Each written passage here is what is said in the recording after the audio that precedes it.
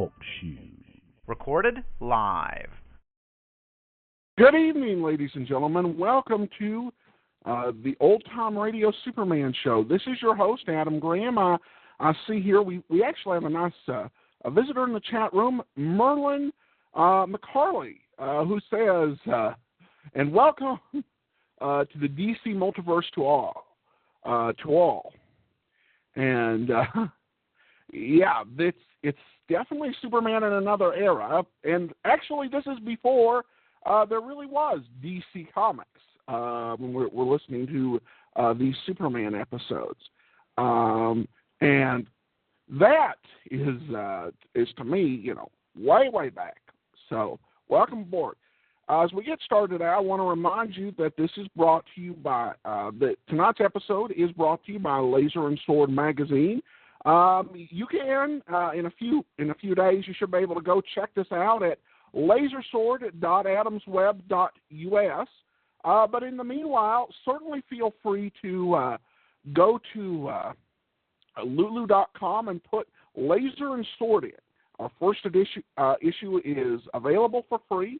Just like Superman, our stories are in serial format. So you can download our first issue, no charge, see if you like it, and be able to see if you want to follow these adventures along. And yes, this is definitely a much simpler Superman.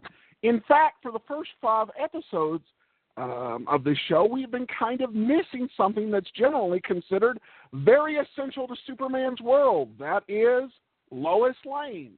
We have not yet been introduced.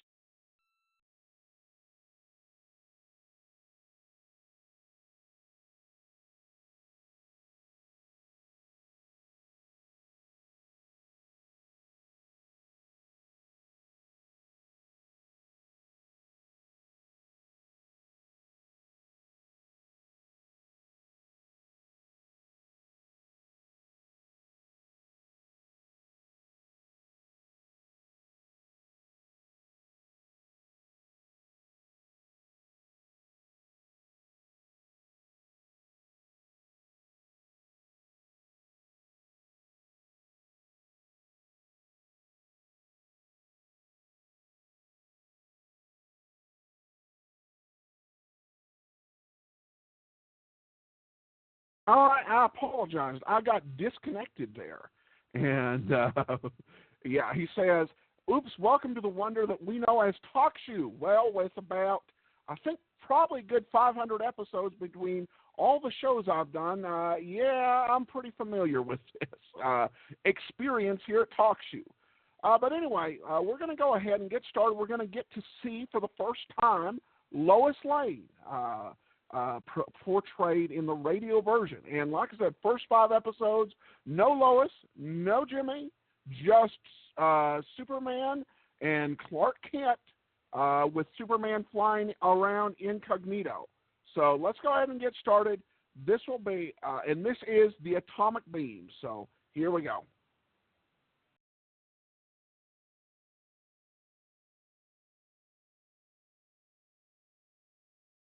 Presenting Superman. Up in the sky. Look, it's a bird. It's a plane. It's Superman. And now, Superman. Amazing figure from another world with powers and abilities never before realized by mortal men. When we last saw Superman in his disguise as young Clark Kent, reporter for the Daily Planet, he and his editor, Perry White, had just received a warning telephone message from a mysterious voice, which identified itself as the Yellow Mask. In exactly 24 hours, said the mask, the Daily Planet would be blown to 1,000 fragments. Horror-stricken, Kent and his chief stared at each other in the humming office. Then pandemonium. Sirens wailed in the streets. Police searched the building for bombs. Today, as our story opens, we find ourselves far from the doomed offices of the Daily Planet. Dr. Sven Dalgrin shows an unexpected visitor about his laboratory, explaining its wonders, and also explaining his latest invention. Listen. Please do not touch that window frame. So? It is not clean, perhaps. It looks clean. Oh, yes, quite clean, but it is wired. It carries a powerful electric charge. Most interesting. Are you also experimenting in electricity, Dr. Dalgrin? You have come to see my latest discovery, have you not, Professor Schmidt? Indeed. And so have others. You're not the first. Others would not only like to see it, but gain possession of it. No, I cannot believe it. Oh, it's quite true, I assure you. For weeks past, ever since word got out of what I was doing, I've been annoyed, even threatened. Threatened, Dr. Dalgrin? By whom? I don't know. Queer voices over the telephone, mysterious visitors in the dead of night. Yes, that is why I had the laboratory wired. But what do they want? They want my invention. They realize that whoever owns it controls a practically unlimited power. Unlimited power? Is that true? Certainly, Professor Schmidt. Unlimited power for destruction. Which is why I'm determined to keep the discovery a closely guarded secret. In the world today, my friend, there is destruction enough. Men are at one another's throats like dogs gone mad. No, I will never be a party to war and bloodshed. Ah, but come, I waste time. Into this room. Professor, don't brush against the metalwork. There it is, on the table, Professor. That is the machine. So small. My latest development. Small, light, compact, but deadly. Now then, please stand exactly where you are. Watch closely what happens to that glass on the edge of the table. Watch. It's amazing. The glass was shattered. Now, watch that small steel ball. Why, it's gone. Vanished. Blown into atomic dust. Then it's true. I didn't believe, but it's true. Certainly it's true. Based on the power of atomic force. Everything in the universe has a certain vibration point, Professor Schmidt. My machine focuses a beam of vibrating infragamma rays wherever I choose to direct it. And then? Any object in the path of the beam begins to vibrate. At a certain point, depending on the object, atomic force is overcome, and the object simply disappears, explodes, if you like, into nothing. Doctor, you say any object? Any object whatsoever, at distances up to a mile. Unbelievable, my dear doctor. Let me be the first to congratulate you. Thank you. You have done me a great service, Doctor. You have placed in my hands an instrument of destruction that will at last give me what I have been seeking. Absolute control of the world and every living thing in it. What? What do you mean? You have been horribly misled, Dr. Dalgrin. I am not Professor Schmidt of Hawthorne University. Mere men who work under me know me by quite another name. I am destined to become supreme ruler of the universe, and with this deadly machine. Get out of my laboratory! Get out before I... You won't do anything, Doctor. Not if you value your life. This gun I hold in my hand is fully loaded. Take care. You're mad, utterly mad. How far do you think you'll get with that machine? The police will... Beyond the reach of the police, I assure you. I have laid my plans with great care, Doctor. First, I shall destroy the building which houses one of your great newspapers, because a reporter on that paper foiled my plans in the West and succeeded in jailing 2 of my men. When that is done, I will go about the task of creating for myself the position I rightfully deserve. Emperor of the world. And now I must go. Put that machine down! Put it down, I tell you! Michael, stop him! No living thing can stop me now. Goodbye, Doctor. Don't let him get away! Michael! Doctor, what's happened? Catch him, Michael, catch him! Doctor, what's the matter? You're pale. He got away with the atomic beam, Michael. You know what this means? That lunatic, he has in his hands the power of life and death. He is a walking symbol of death. Where is Clark Kent? The minute he gets back, send him in. Here I am, Mr. White. Oh, Kent, where have you been? Down in the cellar helping the police. Turn up anything? Any sign of a bomb? Not a thing, Mr. White. We combed the building from top to bottom. Anything turn up here? Not so far. What's the time? It's 4 o'clock. If that fellow really meant business, we've only got about 2 hours to go. Call in your office, Mr. White. Oh, thanks, Lois. Oh, by the way, Kent, I don't think you know Miss Lane. Lois, this is Clark Kent. Oh, how do you do? You wait here till I get back, Kent. I won't be a minute. Oh, the boy wonder, huh? Why, Miss Lane, what do you mean? They told me you talked yourself into a job, went out west, and came back with the biggest story of the month, all in less than a week. Well, I guess I was pretty lucky. I'll say you were lucky.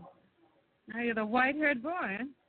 I'm afraid I don't quite understand. You got the old man hypnotized. He thinks you're Horace Greeley.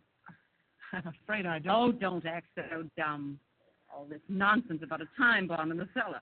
What's the big idea? Miss Lane, I only wish I knew. You mean to tell me you didn't make it up out of your head? I certainly did not. I don't believe it. Well, now what's the matter? Listen. Don't you hear something? I hear the presses in the basement. No, outside. Pardon me a minute. Come to the window. Now, don't you hear anything? What do you think you hear? A plane. There's a plane out there flying low. Well, I'll be... Now, look, Mr. Kent, this is a big town. You'll find quite a few planes flying around here all day and all night. If it bothers you, you better go back to the farm. No, really, Yes, really, I mean it, too.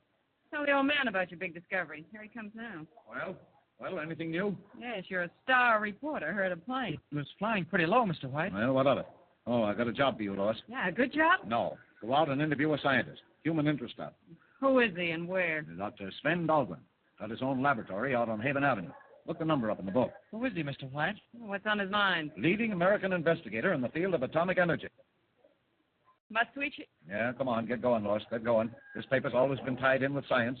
We've been after Dalgrin for a long time, and now he comes to us. Why? Well, he said somebody stole a new machine he invented. I couldn't make much sense out of it, but he seemed pretty worried. Wanted me to rush a story into print. Oh, what's the matter with the police? I suggested that, but he said he needed more than the police. Sounds cracked, but it may make a yarn. On your way, Gordy. All right, if you say so, Mr. White. I'll get right out there. So long, Mr. Star Reporter. You come with me, Kent, into the office. I can't stand much more of this. I know, Mr. White. It's nerve-wracking, this yellow mask business. Worse than that. I don't know whether to believe it or not. If we could only get a lead. Ordinarily, I wouldn't give it a second thought. Just another crank. But I don't know, Kent. I swear I don't know. Oh, what's the time now? 5 after 4. Don't keep thinking about the time, Mr. White. Confound it, what else can I think of? 2 hours more, and we may get blown to glory. What do you think? About the yellow mask? Can he do what he says? Well, let's hope he can't, Mr. White. But you're afraid he can. And the devil of it is, so am I. Now, if it hadn't been for that business out west... Well, maybe you ought to empty the building. No. You want us to be the laughingstock of the city? Suppose nothing happens. On the other hand, suppose something does. Well, they can't intimidate me. If the yellow mask means business, he'll find us right here at 6 o'clock. City room, White.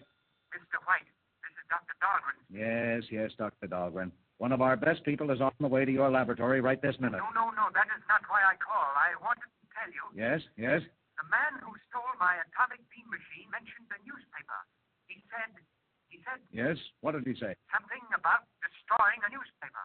What's that again? Listen, Doctor. Hello, Dalgrin. Hello. Yes, Mr. White. I was cut off. Get me Dr. Dalgrin at his laboratory, quick. Sorry, Mr. White. I'll call you. We were cut off. No, he was cut off. I'm sure of it. You heard all that? Mr. White, that scientist, what was he working on? I don't know. Some kind of a gadget to release atomic force. A machine? I imagine so. Why? Don't you see, Mr. White? There's our lead. The man who broke in and robbed him was the yellow mask. Kent, I think you're right. Dalgrin just said the burglar mentioned destroying a newspaper. Then I must be right. Now, look here. We've searched the building and haven't found a thing. No packages, no wires. If the Daily Planet is going to be blown up, it's got to be done outside. Maybe up above. That airplane. Airplane? Was flying too low for a transport. Mr. White, that plane was spying out the lay of the land. And at 6 o'clock with Dr. Dalgrin's machine, they'll come back again and... Hello, Dalgrin? I'm sorry, Mr. White. Dr. Dalgrin's telephone is out of order. Kent, do you hear that? Dalgrin's line is dead. Cut. That settles it, Chief. I'll be seeing you later. Kent, where are you going? After Miss Lane. Something's wrong at Dalgrin's. If it's the mask, well, there's not much time to stop him. So long. Hey, kid, where'd you hurry? Yeah, got another front page scoop, Ken? Oh, thank heaven. The locker room's empty. Quickly now. Out of these clothes. It's Superman's turn now. Oh, someone's coming. The window. Out. And up. Up. Not much time left. Got to find Miss Lane. Find out what's happened to Dalgrin and stop the yellow mask. Higher we go. Higher. And faster. Faster. Faster.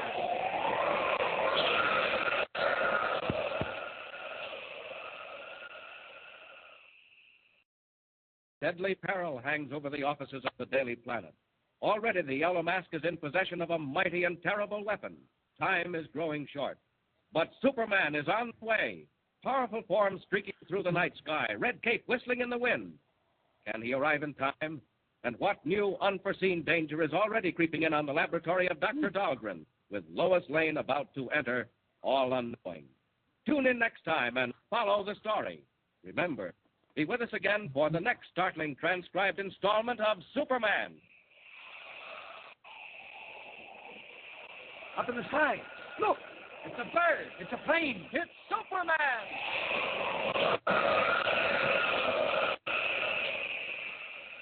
Superman is a copyrighted feature appearing in Action Comics magazine. All right, welcome back here. We were just talking during the show about old-time radio programs, and most of the podcasts out there, as Paul has made, kind of do, they'll do a little bit of this show, a little bit of that show, kind of just, highlights, whatever's interesting that comes upon. I like being able to go through a show and see it kind of develop it, and this show changes quite a bit. I have to admit, this was... they have a very good way of making you tune in for the next episode because you don't want to miss it after an ending like that. That was definitely a very, definitely come back. You can hear us Sunday afternoon at 3:30 p.m. Eastern. That will be our next episode here. Again, please check out Laser and Sword magazine. You can go ahead and pick up your free copy at lulu.com. Just put Laser and Sword in. And then once we get our domain issue resolved, just go to lasersword.adamsweb.us for more episodic fiction. A very interesting introduction to Lois Lane, and perhaps one of the harder-edged Lois, which is saying something because Lois Lane is usually a fairly hard-edged character.